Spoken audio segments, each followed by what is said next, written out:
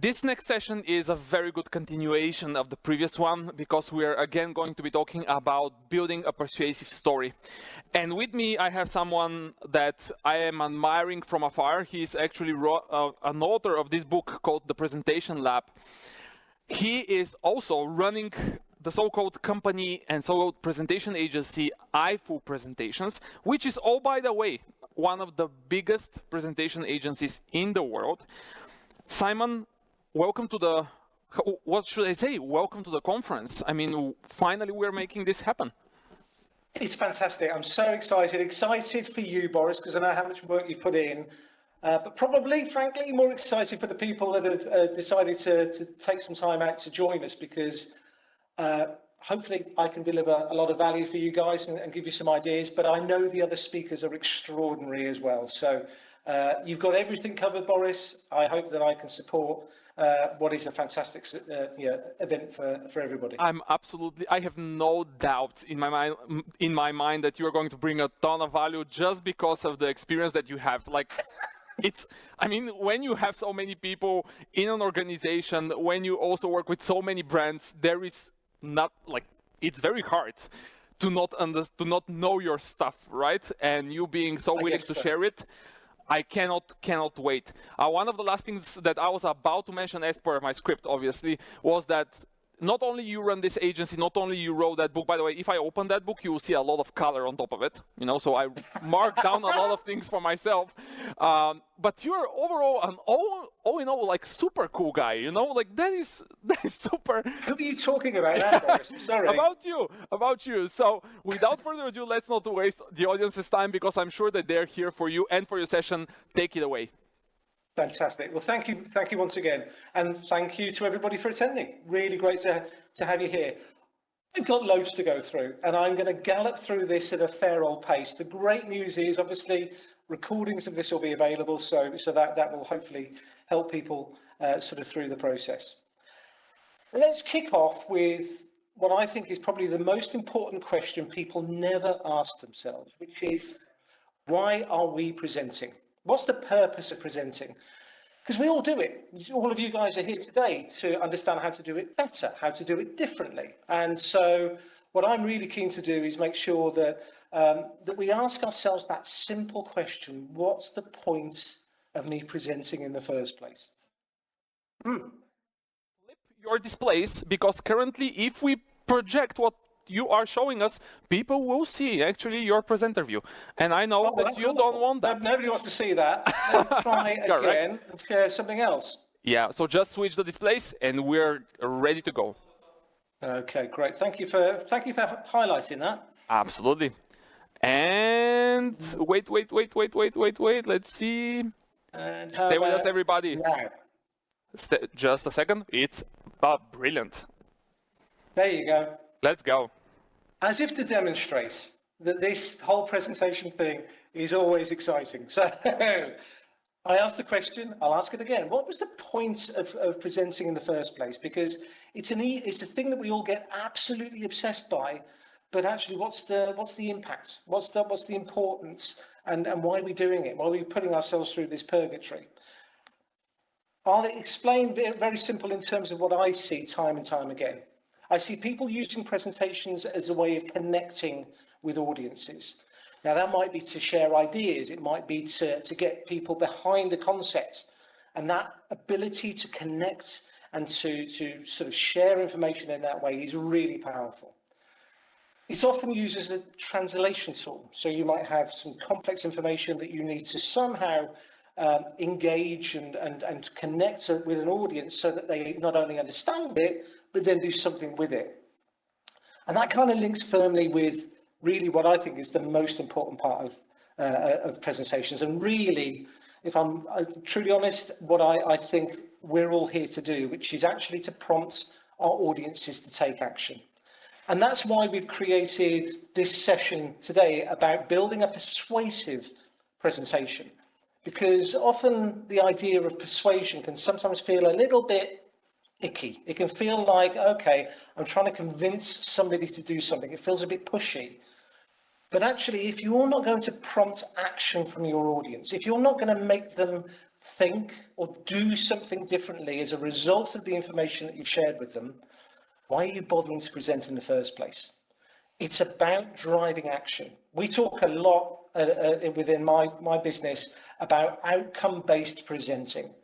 And one of those most disarming of questions that we can ask our clients is, why are you presenting in the first place? What's the point? What do you want to get out of it? And really, really importantly, what do you want your audience to get out from it as well? So with that in mind, let's just sort of talk through the 5 stages that I'm going to talk you through. And we'll fly through these in relatively quick succession, but each of them are building blocks to get you nearer to that idea, that concept of a persuasive presentation that engages, connects, allows you to translate your information, but ultimately drives them towards action. Now, if anybody's ever read my book or heard me speak before, you'll know that I am obsessed with audience. It's a phrase I use all the time, and I won't make any apologies because I know I'm going to say it many, many times today, is audience is the most important stakeholder in any presentation. When it comes to crafting a presentation that makes sure that you get the outcome that you want, it always starts with an audience. I think about you guys today. You will be here because you want to do something. You want to take some information on. You're giving me your time, something that you'll frankly never get back. So I need to make sure that I understand why you're here and what value I can bring to hopefully drive you to the conclusion I want you to. Now, audience is a big, amorphous word. It can mean so many things to so many people. And one of the easiest traps to fall into is to say, okay, well, today I'm presenting to a group of accountants. So everything I present is going to be very factual. It's going to be very numbers based, and it will use a lot of charts and graphs and be very, very sort of accountancy.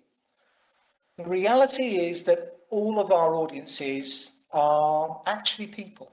And they've got different things going on in their minds. So don't fall into the trap of assuming that your audience is always based around their job title. Now, a way of trying to think about your audience in a slightly different way is actually ask yourself a few questions, some really simple questions. Why are they here? Why are they giving me their time? What are they there because they've been told they've got to be there? Or are they there because they're excited about the opportunity? Lots and lots of different reasons. And then once you get under the skin of your audience, you can then start planning and building a strategy that will get you towards where you need to get to. And we've developed a tool called the Audience Heat Map tool that allows you to build your presentation on your audience. The audience should always be the foundation of your presentation. So the Audience Heat Map kind of brings all of those elements together. An audience heat map is made up of 3 different groups. So if I think of you as an audience, and obviously I've done my audience heat map for you guys today, there are 3 elements at play in the audience I'm presenting to today. There's the factual part of the audience. There will be some of you that will be there with a piece of paper, and they're saying, right, give me the 5 things I need to do to ensure that my next presentation is more persuasive. And you'll write those things down, and that's that factual element that I need, that box I need to tick. I often joke that if you were presenting to a purely factual audience, present it on a spreadsheet, because that's all they want. They just want the facts.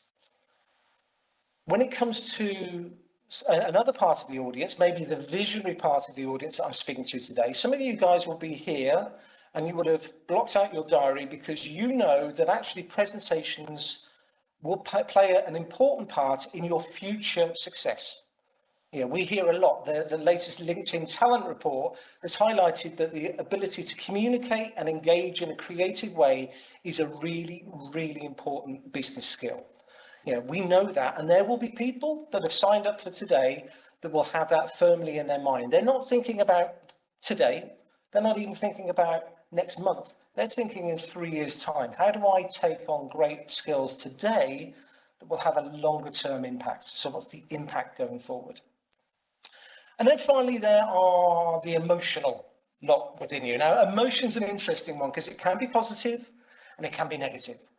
The positive is, oh, great, I'm really excited about this. I love presentations. This is an ability for me over 2 days to immerse myself in great sort of knowledge and expertise from the experts from around the world. So there could be that positive energy. There could, I hope not, there could be some negative energy as well. There could be people going, I've been put on this course by my boss who tells me that they're going to ask me loads of questions after this. I could really do without it because my diary is full anyway.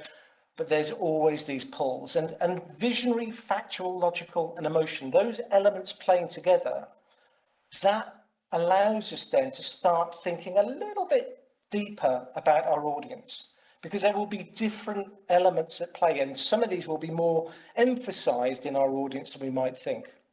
And so what we do is we heat map those, and we create a simple heat map where we can plot where we think our audience is.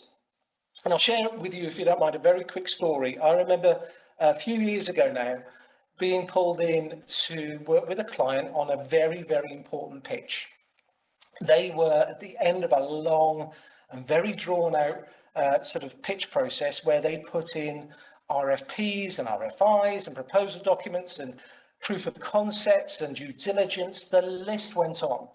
And finally, our clients had the opportunity against their biggest competitor to finally pitch for this huge deal. And this deal was a gazillion-dollar deal, would define the career of the people involved. It was going to be a great thing.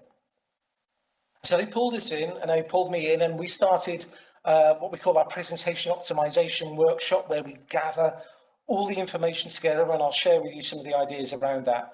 And we pulled all of that information together, and firmly really with the idea of getting under the skin of the audience. And so I asked the question, who's the audience? Who are we presenting to? And they said, well, it's procurement, it's finance, it's legal, it's compliance, and the list went on. And straight away I thought, okay, I understand this. We're dealing with an audience that needs all of that information.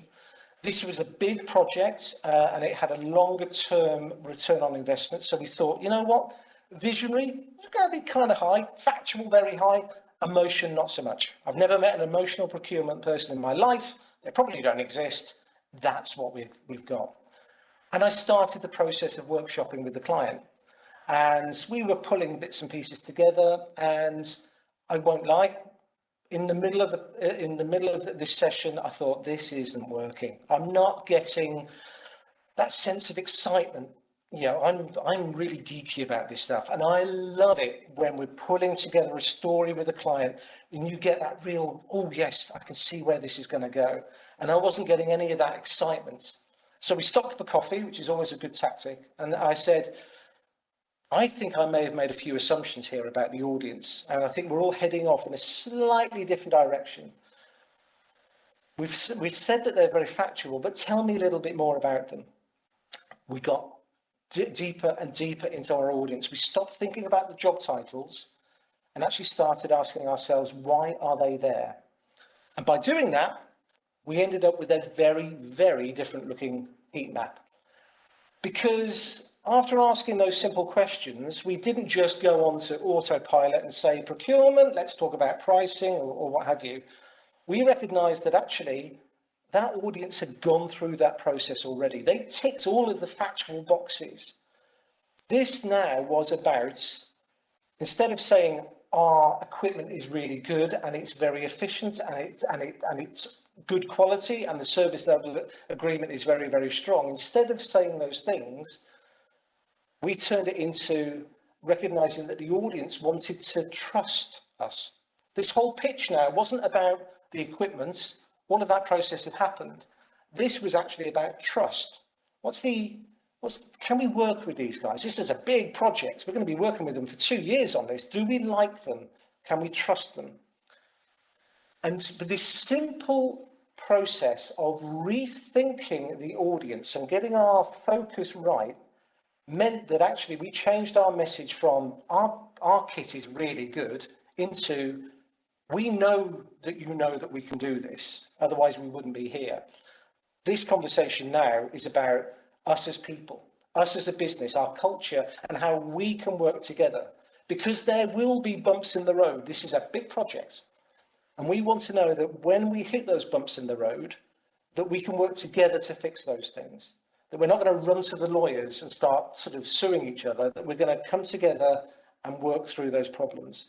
We want you to know we're excited about this project, that you can call us any time, day or night, and we've got your back. But this is about people now. We've ticked the box in the other area. That for me was a really important lesson learned, because what it meant was that we turned this presentation from being a tick the box approach into something very, very different. It was audience-centric. We built the whole presentation on the audience and what they wanted, not what we wanted to tell them. And by combining those things together, that turned into a really successful pitch for my client. They ended up winning the business, I'm sure not purely because of the presentation, but it was a really important part of that process because we made it all about the audience. Now, I think we've probably put in the chat, and if not, you can see the link at the bottom there. What we've done is I've pulled together just a super simple storytelling document that's available for you guys only to download on that URL. And what we've done, like I say, it is really super simple, is we've given you a blank sheet, and in there is an audience heat map structure. So just when you're thinking about your next presentation, start doodling. The idea behind this, it's so simple, it should be able to be done really quickly. Ask yourself the questions, why are they there? What do they want to hear from us? And then by sketching that out, you can get yourself into a much clearer idea as to where you should be focusing your message and your ideas. Okay. Let me just conclude with, when it comes to audience, they are people. Tug on those heartstrings, understand them as people, and please forget what it says on their business card, because even head of finance has a heart. They are people, and you need to engage with them at the level that's appropriate as part of that process. Good. Audience, one out of the way, one ticked. Now let's focus on why you're presenting in the first place. And this is an interesting one, because what we want to make sure is that we don't make it all about us. And that's why the audience engagement is really important, because once we understand our audience, then we can start figuring out what is possible from this presentation. And the way I do that, really simple, is by plotting my objectives for a presentation on a really simple 3-level sort of approach. The first is, what is the minimum I want to achieve from this presentation? Because I'm presenting, I'm giving my time up, I'm making sure that I prepared properly, I've rehearsed, I've done all of those things. When it comes to my must, what's the minimum I want my audience to take away from this presentation? What do I want them to do? The intend is what I expect most of the time. And then the like is, on a really good day, if things go brilliantly, this is what they might do if I get lucky. So let me again share another quick story. I first came across this many years ago when I was a young, fresh-faced salesperson, and I went out and was on a day with my manager. And he said to me, right, Simon, what are we doing today? And I had 4 meetings, and he said, so what's the plan for today? What are you hoping to get out today? And I looked at him and I went, well, to sell some stuff, obviously. And he said, well, if only it was that simple. We don't always get what we want. So you've got to set yourself a minimum for each of the meetings that we're about to go to. And that stayed with me forever, because actually every meeting I was preparing for, I set that bar, that low bar, the minimum I wanted to achieve. And in that example, it was actually, I might go into a sales meeting and they don't have budget, they don't have a requirement, whatever it might be. So if that happens, is it a complete failure? Not if I've shared information with them that makes them go, you know what, he really knows his stuff. Well, that company is really professional. They gave me some wonderful advice. I'm not going to buy anything off them immediately, but just having that conversation means that next time, if I do have a requirement, I'll know who to pick the phone up to. So I have achieved, even though I haven't got an order, I've achieved. Now, the product I was selling was rarely bought on the day. So my intent was always to share with them what we could do. And then hopefully they would go, well, that sounds interesting enough for you to come along to a second meeting where you can demonstrate the equipment that you're talking about. So my intent was always get enough interest, demonstrate enough value for them to give me even more of their time so I could demo the equipment. And then my like happened occasionally, not very often, would be where they say, wow, this is great, your timing is spooky. This is really helpful. Could you come along, could you demo the equipment now? And I always had it in the car. And then off the back of that, maybe we could even do the deal today. Now, if I set my bar too high at that like level, I'd be disappointed 99% of the time. If I set my bar purely at intent, if I only saw a success if I got a demo, then I'd be disappointed 50% of the time. So by having those three levels, it means that I can craft a story, I can craft my objectives and my persuasive structure to deliver at least a must, hopefully an intent, and ideally a like. So you're probably saying, okay, what's your must intent like for today's session? My must is that you guys get some value from this. And I'm being really honest here, so please excuse me if this comes across a bit too directly. I'm hoping you will go, wow, okay, I picked up some interesting things, and I'll probably go along to the website and just see what they're up to. And we are part of a list of many great people that might be able to support you in the future. The intent is that you go, sounds like they've got some really interesting things going on here. I'm going to spend some more time on their website, and I might even buy that book that Boris very kindly mentioned at the start of the process. And my like is that you go, wow, everything you've said is great. We've got a major problem in our business. Can you come and help us fix it? Again, being really blunt and honest, but those are the things that go through your mind. So when you create a presentation, my minimum is that I'm offering value, but my like is that you go, wow, you've only just touched, scraped the surface. We need you to come in and do some more. So there you go.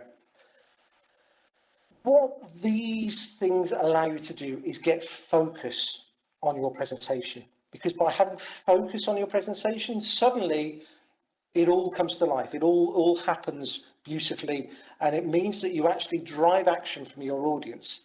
Because there's a lovely quote, this is by a chap called Lee Lefevre, and it stays with me all the time, which is, confused people never take action. Just think about that for a moment. If you leave an audience going, well, there was good stuff there, but I don't know what to do with it, you won't have achieved anything. You won't have delivered on the potential of the presentation.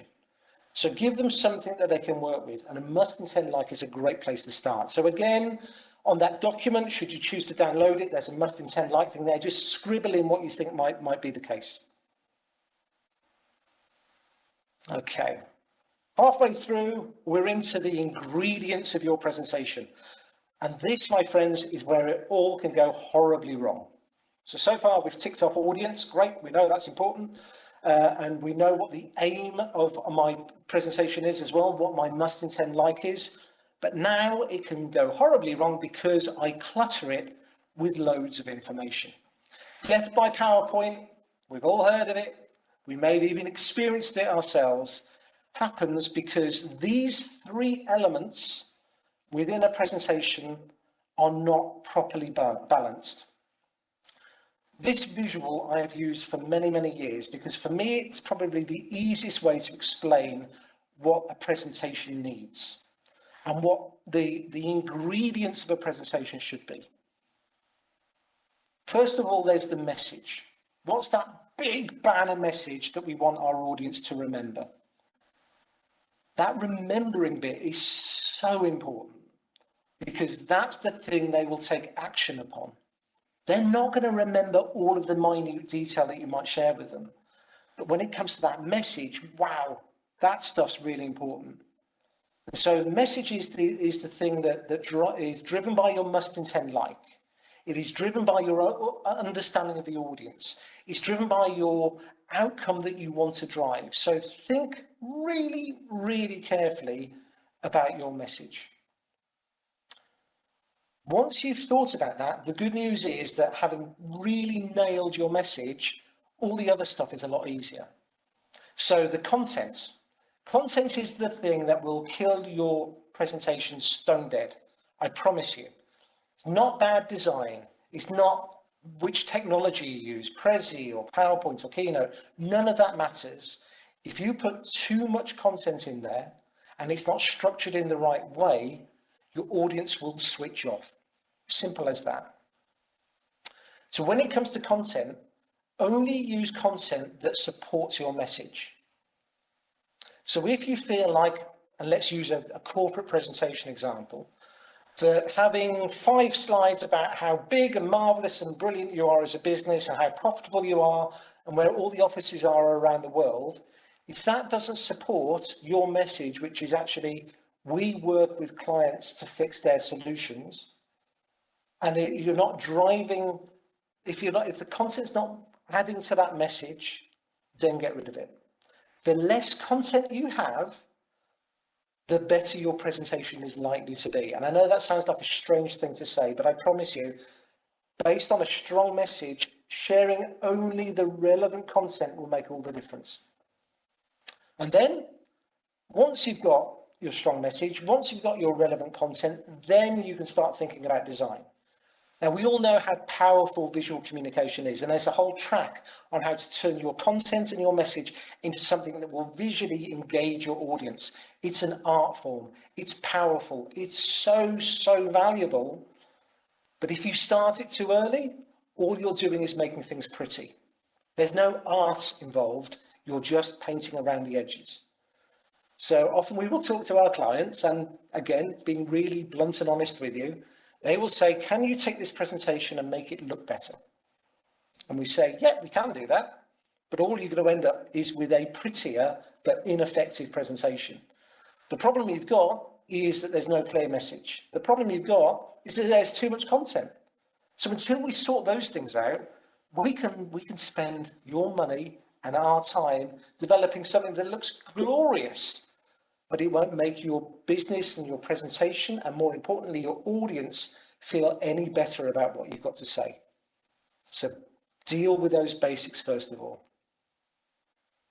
Okay, again, going back to that storytelling template, there's a big section here on message. This is where, outside of your audience, this is where you should be spending a lot of your time.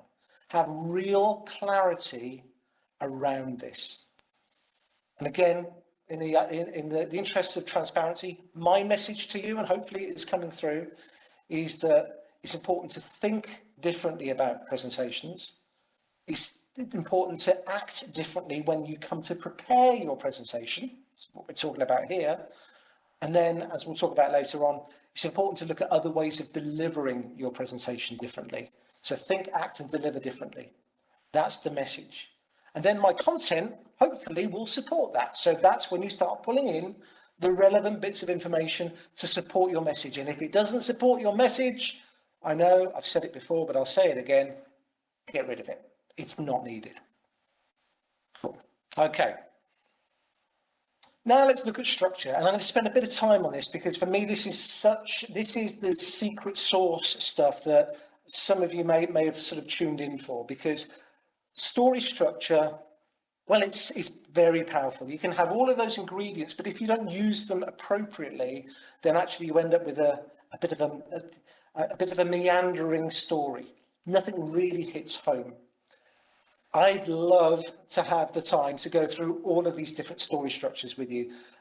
Audience pathway, particularly persuasive, and works very, very well for quite a formal engagement, all the way through to something like key message headline, which is very factual, but also quite punchy as well. Some of these bits are available on the website, but I won't sort of talk about those in any great detail. What I do want to talk about, because I think it's the most persuasive story structure that we use for our clients, and we use it a lot, is what we call this audience pathway model. It's a 4-act structure. And what we do through these 4 acts is we build not only intrigue and engagements, but then we share information in the right way.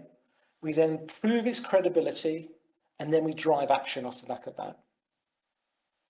And if you think about story structure as a way of taking your audience by the hand and with their permission, taking them through a process to lead them towards that point of action, that's what this is about. That's why this story structure works as effectively as it does. So we start off with establish.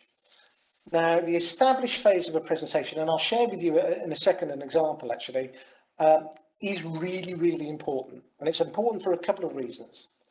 One is it's your opportunity to get your audience, which may be, depending on your heat map, quite a challenging mix of different drivers, all on the same page. If you can do that, if you can get them all on the same page, that's really, really powerful, because now you can now start sharing your information with them all following you in the same way. So if you can grab their attention and give them maybe a stat that makes them go, wow, I didn't realize that. Or if you demonstrate understanding and empathy of your audience, so they're all on the same page, that's a really powerful way to start a presentation. The second reason that it's important is that you'll have noticed it's all about them. Nothing to do with you, nothing to do with about how big your audience, your business is, or how many offices you have around the world. Many of us will have seen, and I know I talk to my peers and friends in our presentation sector, they all have exactly the same problem, which is their clients come to them and they say, my presentation isn't working as effectively as I'd like it to. And the first 5 slides are all about how big they are as a business and da-da-da-da-da. That's nothing to do with the audience and all to do with you. So making an audience-centric presentation and starting that presentation by going, these are the things that we understand are the challenges. These are the things that we can empathize with you. This is something you may not have heard, but is really important to you and has nothing at all to do with me as a business. Once we grab that attention early on with that established, then we can start sharing the content that supports our message. But that content has to be in context. And what I mean by that, if I think of this as a persuasive sales presentation, for example, we may have started off with something that demonstrates our understanding of the sector, demonstrates empathy.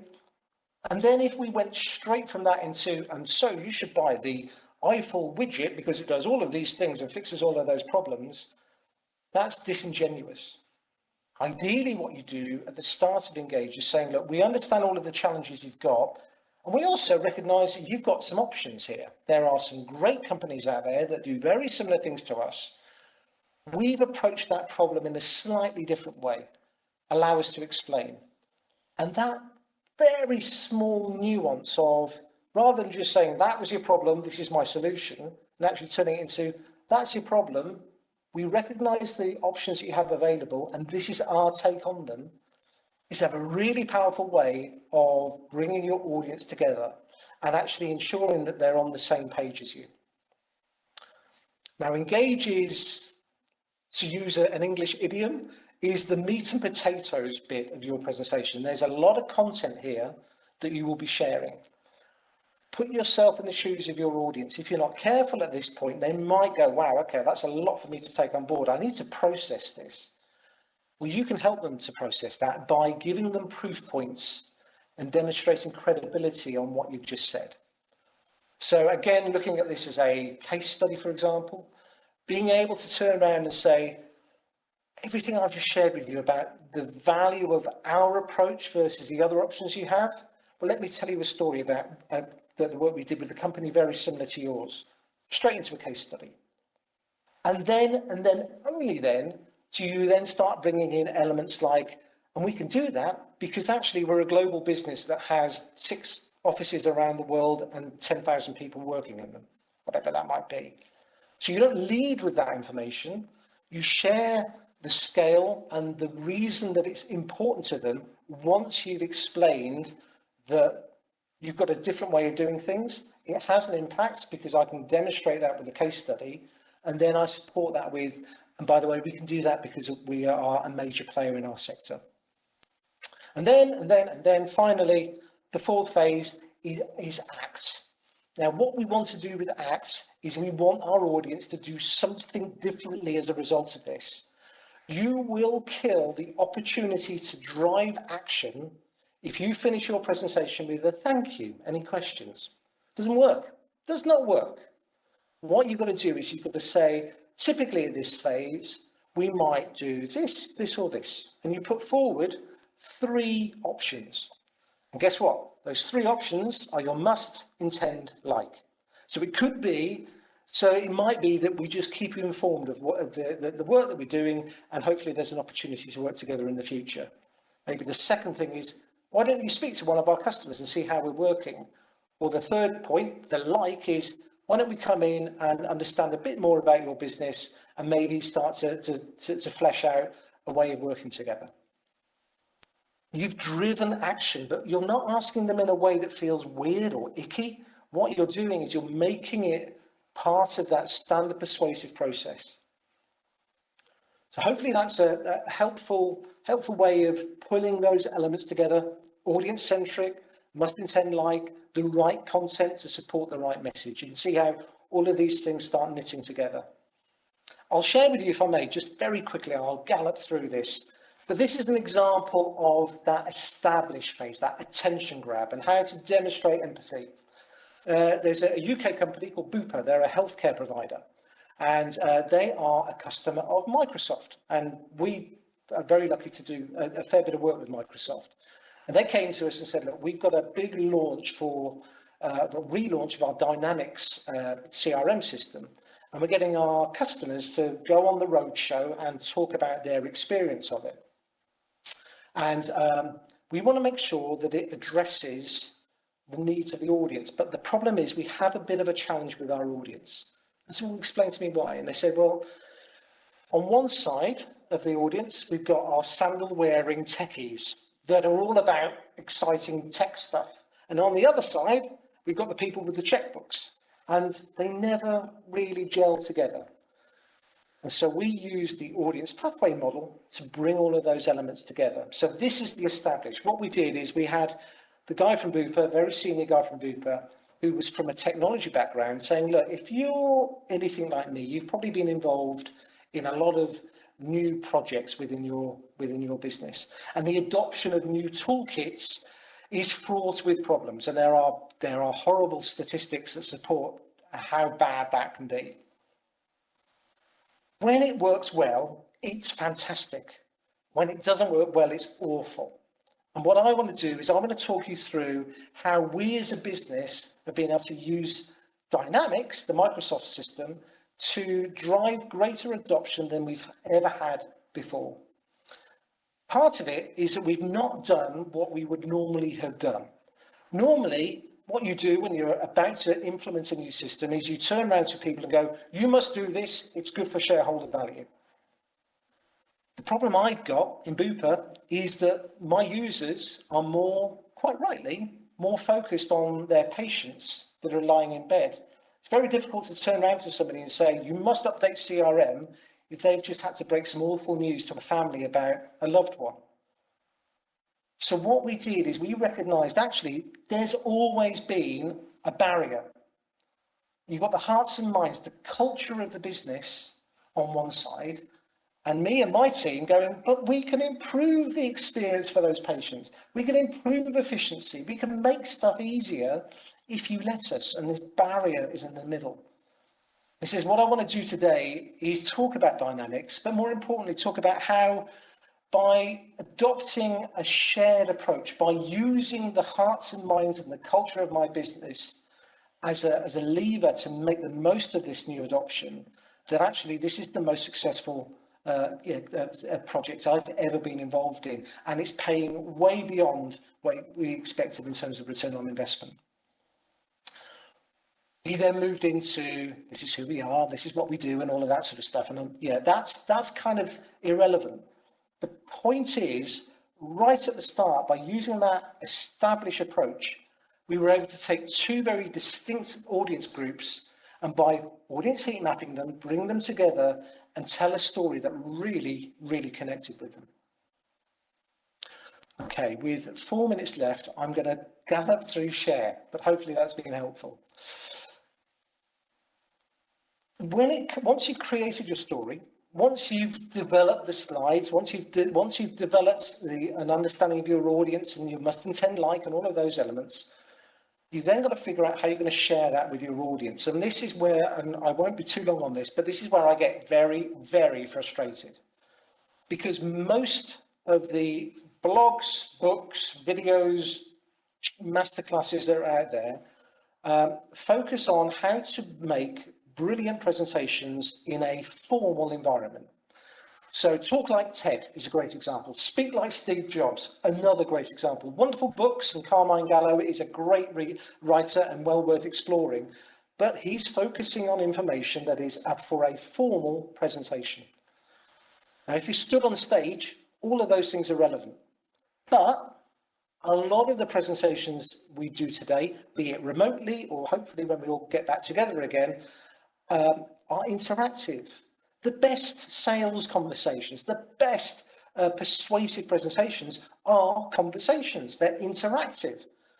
Yet we never equip people with the ability to, or with the tools to have those conversations, those free-flowing conversations that are actually more valuable than anything.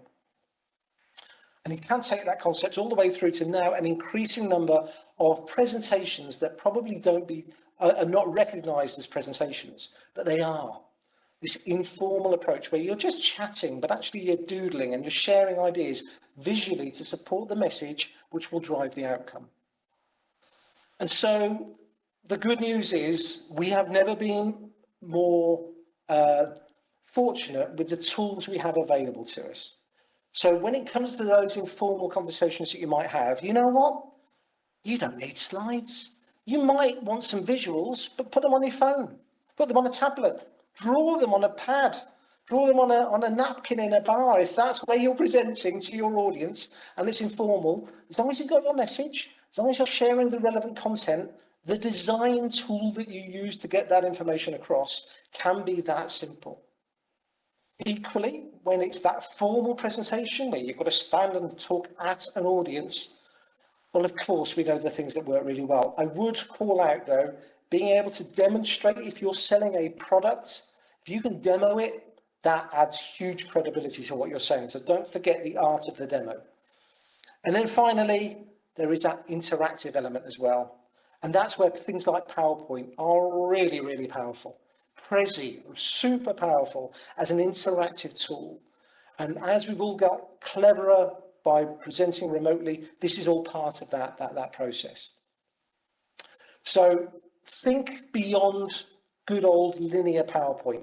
Think about all of the tools that you've got available to you because it's so important, it really is. And those are the 5 phases that I think are important when you're building a persuasive presentation from scratch.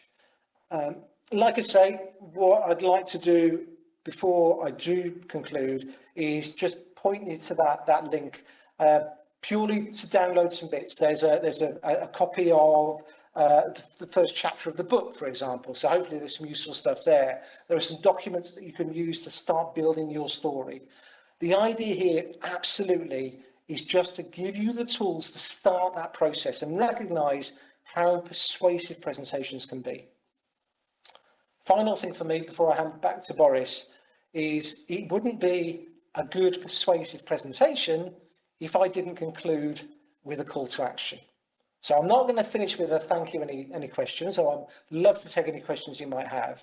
I'm going to ask you to do things slightly differently. First of all, recognize and embrace the value of different story structures. Educate yourself. Delve around, not just our website. There are some amazing companies out there doing extraordinary things with story. So please get out there and learn different stories, see how they're structured, because story is really super, super powerful. I may have said this a few times, but I'll say it one more time. Your audience is the most important stakeholder in any presentation. Never more important than in a persuasive presentation. So think about your audience more than you think about anything else. And then finally, think about action. What is it I want my audience to do differently as a result of the time they have spent with me? It could be as simple as them understanding and thinking differently about a particular topic, all the way through to somebody signing on the dotted line. There's a very broad landscape that you can work to there, but always have an action firmly in mind as you go forward. And that's it. 1 minute over. Apologies, Boris, but hopefully I squeezed a lot in there for you.